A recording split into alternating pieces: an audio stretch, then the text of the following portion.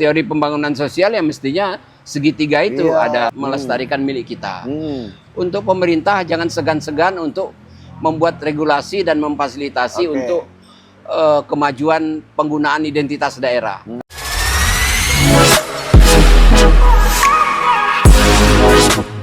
Assalamualaikum warahmatullahi wabarakatuh. Salam sejahtera untuk kita semua. Salam budaya. Hari ini live podcast DKSS kedatangan bintang tamu lagi. Ya, bintang tamu narasumber atau orang yang hadir di live podcast DKSS ini selalu yang luar biasa dan ditunggu-tunggu oleh masyarakat seni dan budaya yang ada di Sumatera Selatan. Nah, kami langsung kenalkan.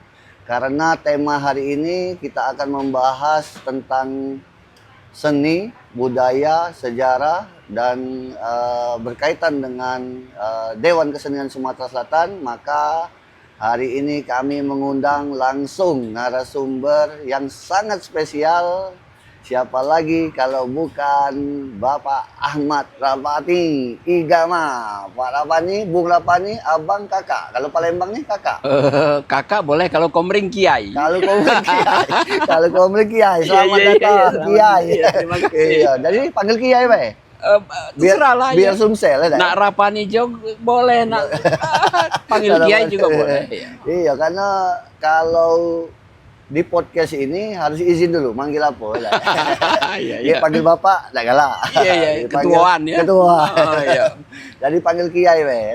Kiai jadi kakak ya. Masuk kita kakak ya. Kakak. Jadi kiai itu bahasa Komeringnya kakak. Jadi Pak Rapani atau Kiai Rapani ini pemirsa, beliau ini sebenarnya kalau kami sudah kenal lama. Beliau ini adalah seorang sastrawan yang juga pelestari aksara ulu atau kaganga yang sering dikenal oleh masyarakat Sumatera Selatan. Nah, kenapa kita undang Kiai Rapani? Karena temanya tentang strategi dan membahas tentang aksara ulu di Sumatera Selatan. Nah, Pak Rapani atau Kiai Rapani ini selain sastrawan, beliau juga sebagai penerima anugerah kebudayaan dari Menteri Pendidikan dan Kebudayaan Republik Indonesia pada tahun 2016. Tahun 2016. Dan kalau kami Dewan Kesenian Sumatera Selatan, Kiai Rapani ini adalah salah satu Dewan Pembina organisasi Dewan Kesenian Sumatera Selatan. Ya, tinggal nunggu pelantikannya, Pak. Iya. Jadi Kiai, jak mana Kiai? Apa kabar? Sehat ya? Alhamdulillah sehat ya. Jadi terima kasih sudah datang di podcast Dewan Kesenian Sumatera Selatan. Jadi Kak Rapani atau Kiai Rapani, mungkin tema kita ini kan agak unik ya. Iya. Aksara ulu atau mungkin ada yang pernah dengar kaganga. Itu banyak yang membayangkan huruf-huruf apa ya, huruf Arab, huruf rencong, huruf paku. Huruf rencong.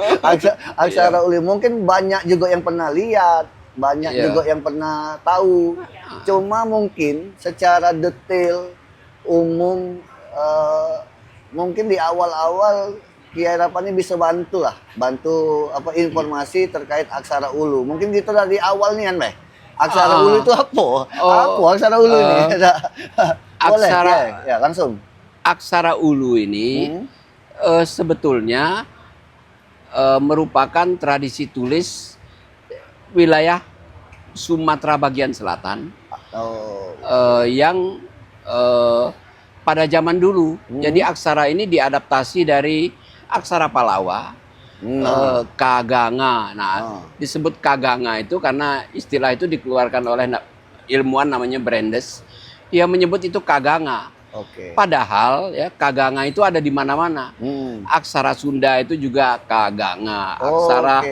Aksara Bugis juga kaganga. Aksara di Kampampangan di Filipina juga kaganga. Oh, berarti semuanya kaganga. Banyak, banyak kaganga itu. Nah, karena itu dinamakan aksara ulu oleh masyarakat Sumatera Selatan. Kenapa disebut aksara ulu? Nah, itu kenapa? Karena dia tinggal hidupnya di uluan sungai. Di ulu-ulu sungai. Jadi kalau kita boleh di Sumatera Selatan, Mbak ya, kita konteks Sumatera Selatan saja. Ulu sungai itu, kalau Sungai Musi, ulunya di daerah Kepahyang, Bengkulu. Oke. Daerah Sano.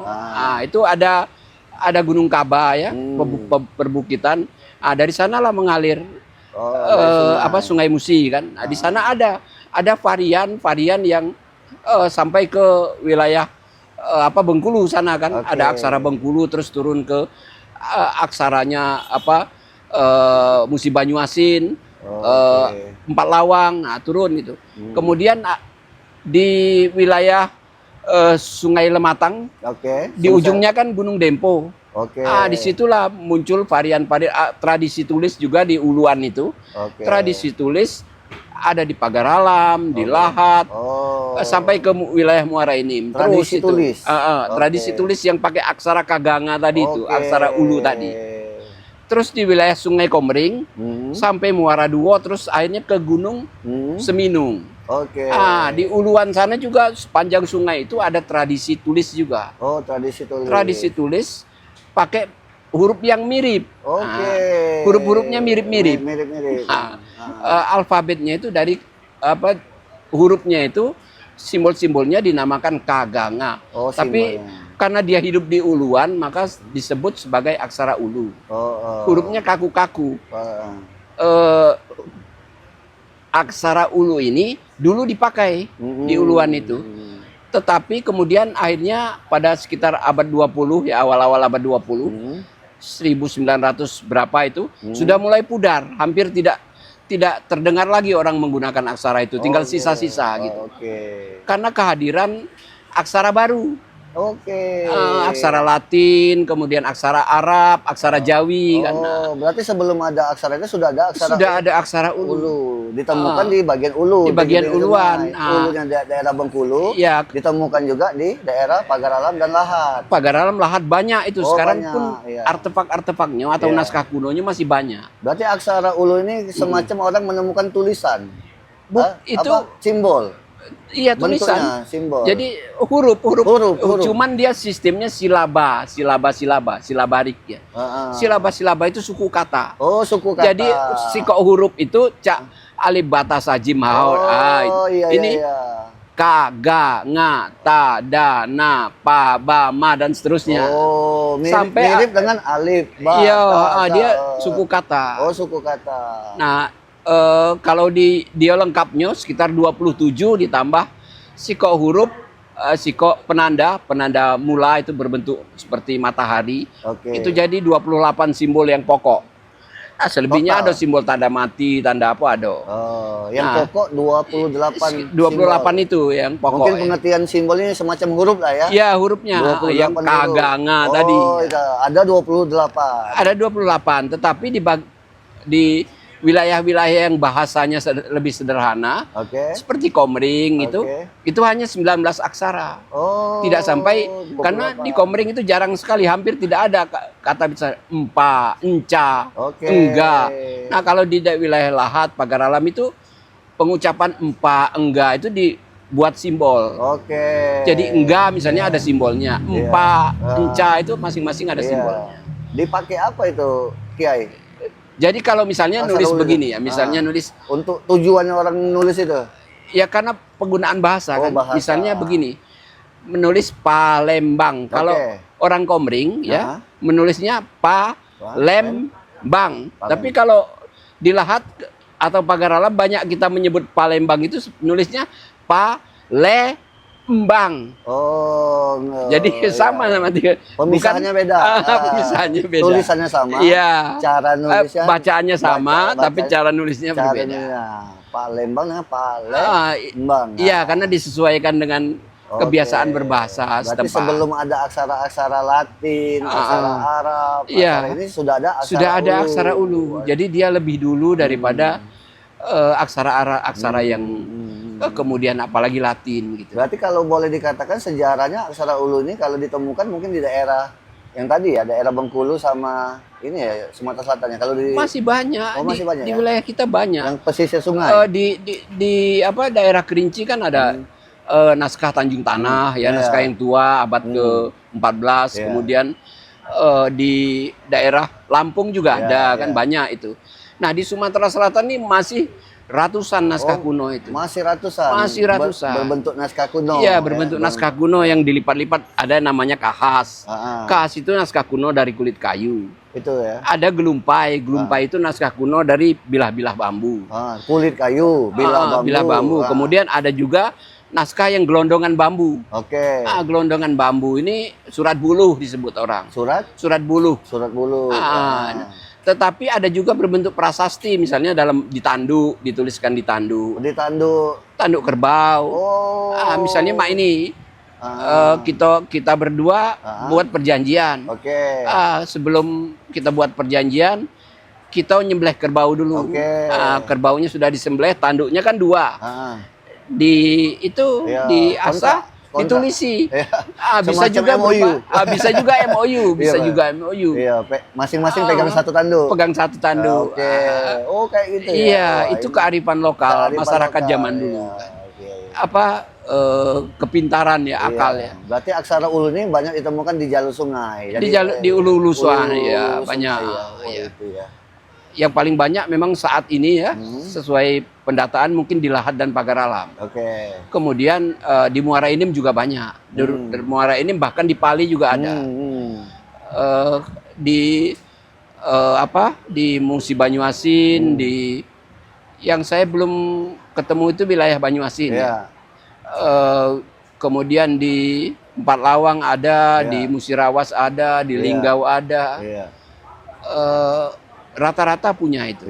Dan itu pasti yang namanya aksara ulu ini kan warisan budaya ya. Warisan budaya. Warisan budaya berarti kan memiliki keunikan. Betul ya. Memiliki sebuah ciri khas tertentu yang menandakan di daerah itu tadi aja sudah beda dari Pagar Alam, Lahat dengan yang Oku tadi. Dari yang Lahat ada 28 simbol. Di Komering hanya 19. Ada 19 simbol. Berarti kan ini kan keunikan masing-masing daerah ya. Jadi menarik juga aksara ulu ini. Semacam ini juga ya. Semacam warisan budaya yang perlu kita coba gali terus. Betul, dia sudah aksara ulu ini sudah menjadi warisan budaya tak benda. Surat ulu ya. Surat ulu ya. Disebutnya surat ulu. Karena tradisinya yang Sumatera Selatan ini sudah menjadi warisan budaya tak benda Indonesia. Saya lupa tahunnya, kalau tidak salah 2018. Sudah menjadi warisan budaya tak benda Indonesia, WBTB Indonesia. WBTB ya. Jadi kewajiban kita melestarikannya. Melestarikannya. Kalau di Dewan Kesenian melihatnya kalau dia bentuknya surat atau bentuk simbol lukisan, itu tangkai seninya seni rupa. Mungkin ya seni rupa, betul. Kalau bacaannya seni sastra. Seni sastra. Jadi iluminasi kalau di istilah di naskah itu iluminasi.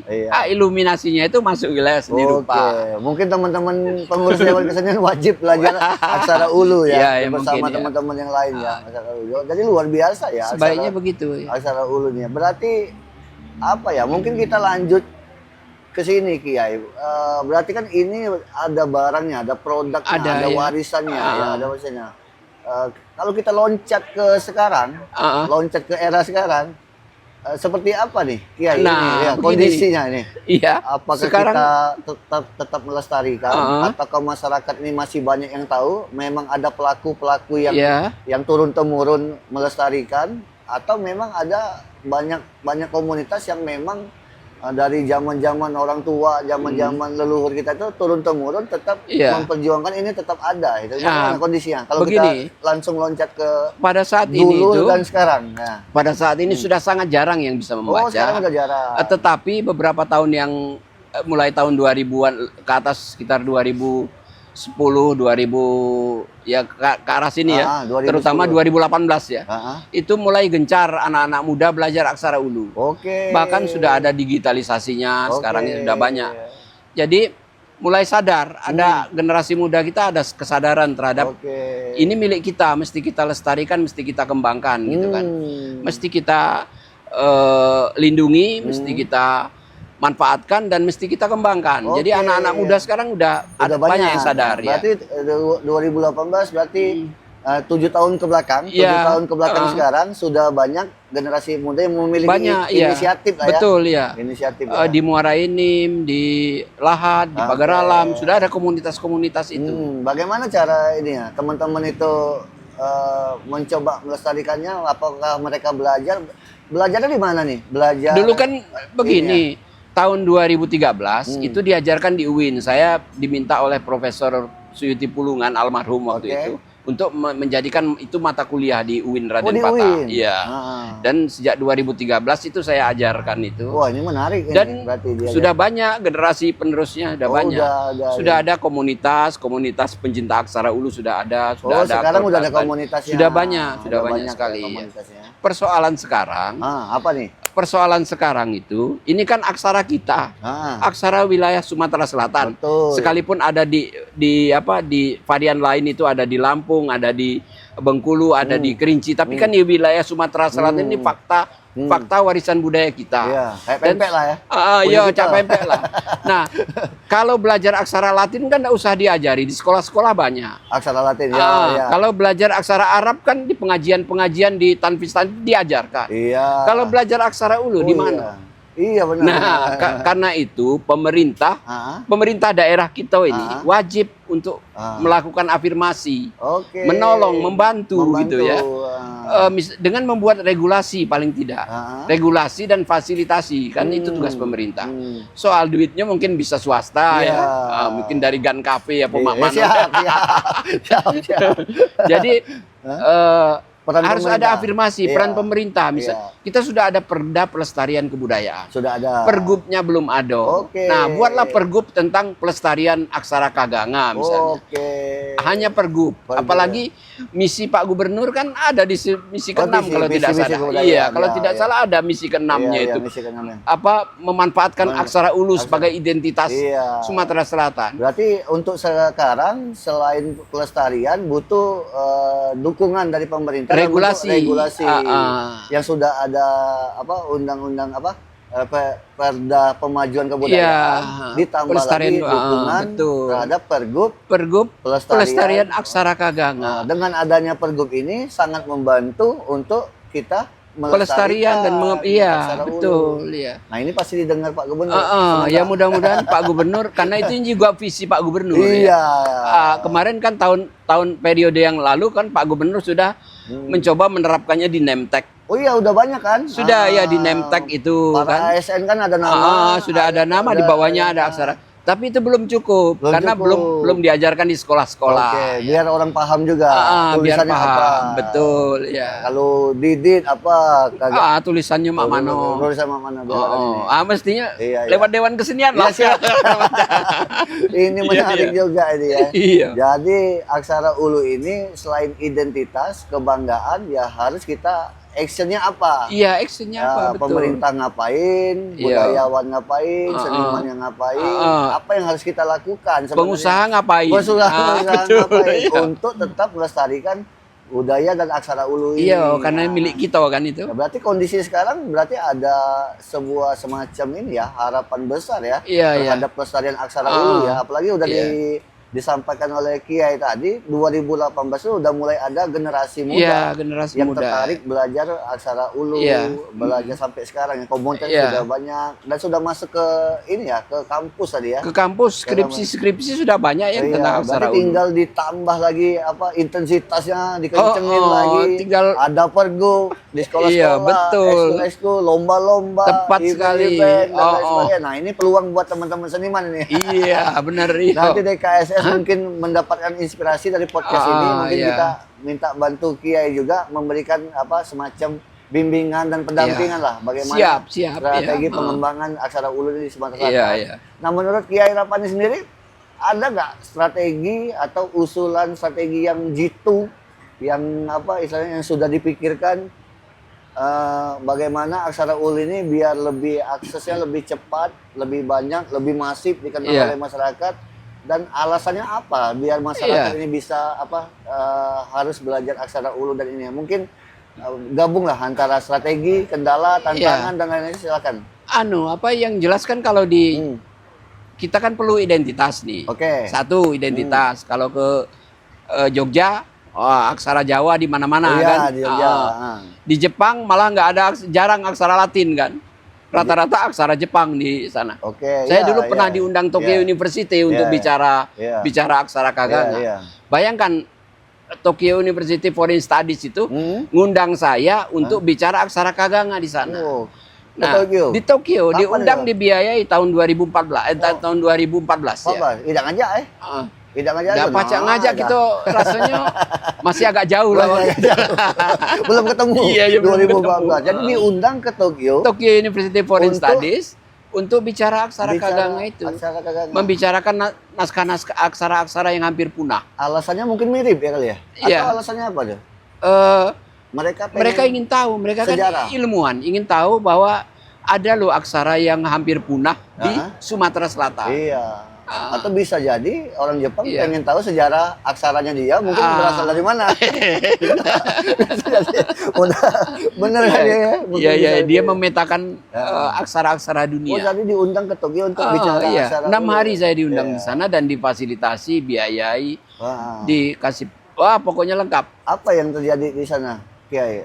Ya bicara Pandangan saja. mereka apa terhadap aksara ulu ini? Ya mereka prihatin saja Ya, mereka prihatin. dan mereka menyarankan agar ada upaya-upaya pelestarian Oke, untuk Iya. di Sumatera Selatan Di- juga.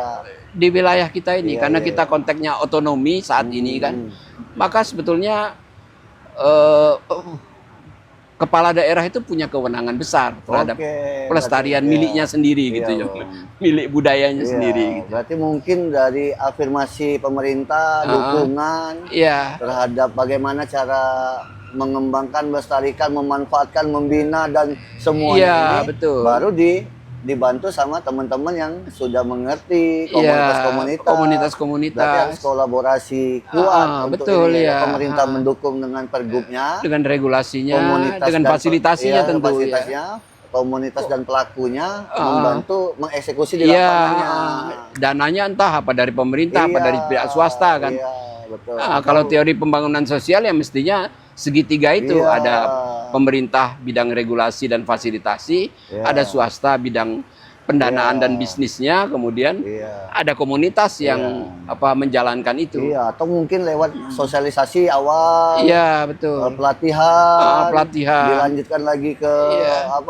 jadi sesuatu yang bisa diwajibkan di sekolah-sekolah. Iya, TOT dulu TOT, kan. kayak ini kan sekolah kan wajib pakai batik. Betul, iya. Mungkin bisa juga wajib Wajib. satu hari pakai huruf kaganga, huruf aksara ulu misalnya, atau Iya, iya, iya, bikin iya. nama atau apa, mungkin saja. Atau ada usulan Kiai ini, bagaimana sih strateginya ke depan ini melihat kondisi aksara ulu sekarang ini? Buatlah dulu pergub sebagai bentuk Oke, afirmasi. Ya. Berarti yang prioritas pergub. Pergub itu Oke. prioritas sekali Oke, karena oke, oke. yang bisa mengafirmasi miliknya sendiri, milik daerahnya itu ya pemerintah daerah. Iya. Itu. Payung hukum. Iya, payung Oh, hukumnya. iya. Kalau pemerintah pusat tidak mungkinlah memayungi Iya. hukum untuk aksara ulu kan. Siap. Ya. Itu karena itu pemerintah daerah yang nah, di dalam regulasi pergub itu Hmm. harus dipakai di mana-mana, di kantor-kantor pemerintah, di jalan raya dan Iya. dipakai. Kemudian kedua harus ditradisikan, Ditradisikan. diajarkan. Siap. Dia masuk kurikulum muatan lokal, Oke. diajarkan di sekolah-sekolah gitu kan. Hmm. Kemudian yang ketiga dia publikasi, harus ada publikasi yang kuat. Oke. Artinya apa? Bisa misalnya diadakan lomba, diadakan apa Iya, pembinaan semacam iya. itu ya. Diadakan lomba, diadakan apa? Pengembangan lainnya, misalnya lomba melukis ya, lomba Iya, melukis apa dengan motif aksara Iya. atau batik aksara ulu yang pernah dilakukan oleh komunitas pencinta aksara ulu dulu. Iya. Iya. Berarti memang yang prioritas itu yang pertama dukungan payung hukum lewat pergub, Iya. yang kedua lewat program-program bagaimana program-program aksara ulu ini bisa berkembang terus Iya. sehingga masyarakat juga bisa ini ya, Iya, bisa betul. mengetahui dan menyukai, mencintai iya. terhadap aksara ulu. Jadi lewat regulasi, kemudian lewat pendidikan Lewat pendidikan, dan lewat ini apa publikasi. lewat publikasi, Iya. regulasi, pendidikan dan, Dan publikasi, iya. biar aksara ulu di Sumatera Selatan menjadi berkembang secara Dan terasa menjadi milik kita. milik kita. Oke. Wah, Kiai, terima kasih banyak Iya, iya, Kiai, iya, pencerahannya, masukannya, informasinya ini menjadi inspirasi bagi kami, tentunya Dewan Kesenian Iya. mendapatkan informasi yang sangat berharga. Mungkin juga para pemirsa juga ingin Iya. mengetahui lebih dalam terhadap aksara ulu. Jadi masyarakat sudah mengetahui bagaimana Sumatera Selatan memiliki warisan budaya tak benda yang namanya aksara Ulu atau Ya, surat surat Ulu Ulu, yang ada ya. di Provinsi Sumatera Selatan. Sebelum ditutup, Kiai, mungkin terakhir ada yang ingin disampaikan sebagai mungkin closing statement juga sebelum podcast kita tutup, atau yang jelas begini, untuk anak muda ini milik kita, harus Siap. ikut melestarikan, harus semangat melestarikan milik kita. Untuk pemerintah jangan segan-segan untuk membuat regulasi dan memfasilitasi untuk kemajuan penggunaan identitas daerah. Karena aksara Ulu ini karena dipakai di wilayah Sumatera Selatan, maka harus dikembangkan menjadi identitas kita, identitas Sumatera Selatan. Di bandara ada tulisan pakai aksara Ulu. Huruf apa itu? Huruf Sumatera Selatan. Ada kebanggaan tersendiri. Di pelabuhan begitu juga. Di sekolah-sekolah begitu juga dan seterusnya. Saya pikir itu. Dan untuk pihak swasta, mohon ini menjadi bagian dari kita.